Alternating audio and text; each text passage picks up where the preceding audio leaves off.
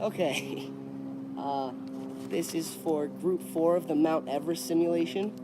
My name's Matt, and I was the medic. I'm Caitlin, and I was the leader. I'm Tristan, and I was the marathoner. I'm Jocelyn, and I was the photographer. I'm Julia, I was the environmentalist. Okay. So, I was the medic, and for our first meeting we met, and one of the problems that we came across was we had to email Tristan because Tristan wasn't there the day that we met and like learned about the project and learned what we were doing and all that. And Tristan wasn't there, so that was a critical moment in our endeavor on Mount Everest.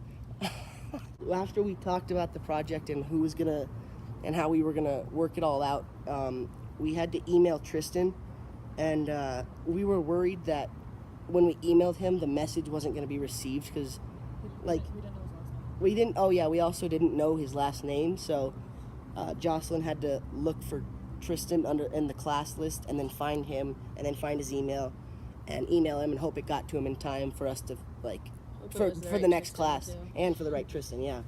It was in time for the next class, and that we could coordinate, and then we'd email him, tell him what was going on, then get his phone number, and then start a group text, which is a lot easier than a group email. We were worried that the message wouldn't be received, or he wouldn't get it in time, but that was okay. And then the last thing is that we all had a hidden force in our project was everyone's schedule, because our schedules clashed quite a bit in doing all this. And nobody knew what each other's was. Yeah, and nobody knew what each other's was, so we had to just say, someone would say, I'm free now, and the other person would say, I'm not, and someone would say, I'm free now, and I'm not. And we just had to so that was definitely a hidden force that we didn't really plan for as much. We thought it would kind of work out, but it did, but not super well, and yeah. So there was some paperwork that needed to be done for this project, and we kind of just went about it like asking who was comfortable doing what. So we decided that Caitlin would write the report, take the minutes of what was happening, and then I would do the agenda, which basically involved both of us kind of looking on D2L and looking at different examples and making sure we met all the requirements, such as writing down the time, the location, and planning how this meeting goes. Yeah, and getting everyone's names, writing down what their roles were. And we did that after the simulation was done, so we kind of went about that in a very democratic process. And then half of it was done face-to-face because we decided on it then, and then the other half was done over just like technology with Tristan, Jocelyn, and like Matt communicating about what we would need to Google Docs, so what we would need to talk about during the video, and that was just important, like, for our coordination, so we could all make sure that everyone was meeting the necessary requirements for the paperwork. And then the socialization dynamic within the group was always kind of informal. Like, there was never really just a regimented way we had to talk to one another, and like there was no such thing as like, oh, one of us was being disrespectful, or there was like really like an authority figure. We all kind of just went about it in a very like democratic and respectful way, which I think made the whole process of working together much easier. So I was the leader in the stimulation project, and during the whole simulation this was like the first time we were all on the same page, because we all showed up and we all had no idea like what to expect of what was going on, so we all were going in this together. And so when we started, we all got like whose role was what, and when I found out I was a leader, I just wanted to make sure I had everyone's name written down and then what their roles were, so we did that to start with. And then it also was nice because I was the one who took track of the minutes that meeting, so I also had all of that information ahead of time. But going into it, the only thing we knew was who each role was, and then we all watched like the introduction video together, and then we just went on into it. And it was almost like a voting process in the sense where we were all like, should we go to Camp 1? Should we stay on base camp? Or should we deliver this one medicine? And like all of that. And just for each other reach our goals. Yeah, and so as the leader, one of my goals that we had was I had to get to Camp 4 and I had to be there with the whole entire team of mine. And so when I found out I had to do that specific goal, I wanted to then make sure everyone else had goals that needed to be achieved. And so we went around and we said, what's your goal? What do we need to do? And so before we went on through each base camp, or before we went on to base camp, camp 1, 2, 3, and so on, we made sure that we were going to be achieving someone's goal. So that was helpful. And with that, we were like all together on the same page, and we were kind of just going about it as a group instead of if we were to be doing this by ourselves, which would have been a lot more harder.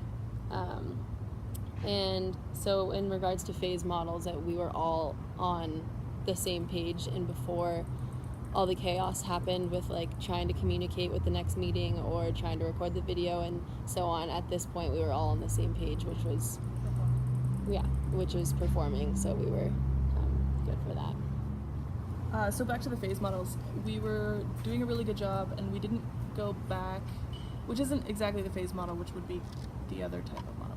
Which one? Performing. Yeah, and we went back and we were storming for a while because we started having to communicate solely through a group message, and not having everybody's numbers saved was a problem. So and Tristan wasn't in the group message. Yeah, and Tristan wasn't even in the group message. Tristan was talking to me via email and text separately from the group message, so it was causing a lot of issue with everyone knowing what was going on. And we all had to talk to you yeah, separately from the group. and my cell phone doesn't do group message in one strand. So I was talking to everyone separately, even though I was getting all of their messages from the same strand in separate text brackets. So It was like, just confusing. yeah, it was confusing and nobody really knew what was going on. But since we had initially planned to meet to film this video on Friday, and we thought that worked out because we made like a face-to-face plan, everybody thought it was fine. It ended up not working out. So we are talking via group message, and Tristan actually showed up, and we didn't know. Oh, did you really? He'll get to that in a minute. I didn't know that. But we definitely learned a lot about transmission versus social construction, because like when you're in a group and you're talking face to face, you get everyone's facial expression, you learn what they're cool with, like it's a lot more direct, which would seem like it would be transmission. But the fact that we have to be direct via text and it's not direct makes the transmission model of like planning group work not work. Like you need the rest of the social cues and like watching people and seeing when someone's upset because like you changed the plans, or like it's really hard to read into that over email or text.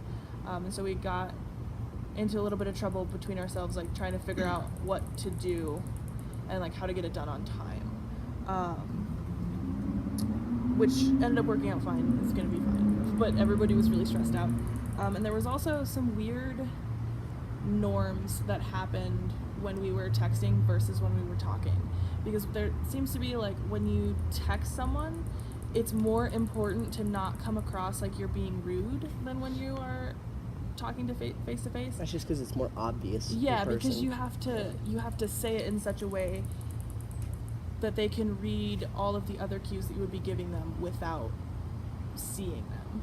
So like when you're talking to someone and like you make eye contact and you say, hey, does this work for you?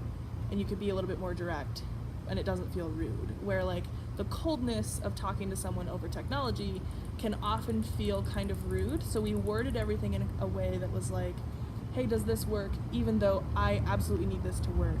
And it made it really confusing and people didn't quite understand the necessity of certain people's schedules or certain people's time constraints because of the way that we had to say it, which ended up being really confusing. Alright, so it definitely didn't help with me missing class on Tuesday. Missed out on everyone's numbers or whatever. So we met up for the simulation. That was our first time actually getting together. We managed to work that out, even though I didn't have anyone's number. I had to email Jocelyn, or she emailed me. And so that was like the only form of communication I had. And then after that, we planned our meeting to have our video recorded on Friday. And then since I didn't have anyone's number, it was hard to coordinate when we were all gonna meet, like at 4 o'clock. So I only had Jocelyn's email, and I just emailed her. I was like, "Hey, are you guys here?" I was there at 4 o'clock.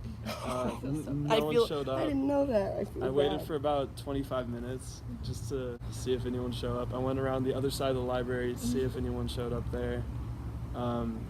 Just nobody there, so I just sent her an email. She didn't reply, which is fine because I don't And expect it's hard you to with check nobody your email. like checking emails, like Yeah, text it's- checking messages. emails for Especially, it's like a Friday night. Yeah, texting's Yeah. a lot more convenient and easy to access. But half of us didn't realize that he wasn't part of the group message. So Yeah, then exactly. everybody thought everybody knew, and he didn't. So. Yeah, but I think other than that, we worked very well together, and we definitely got everything done. Even though we didn't make it to the top of the mountain. No, you didn't. I did. Oh yeah, she did. But it was kind of an accident. So. The medic died first, so or got taken out, rescued. Yeah, so. Is that all? Yeah. I think that's it. Okay.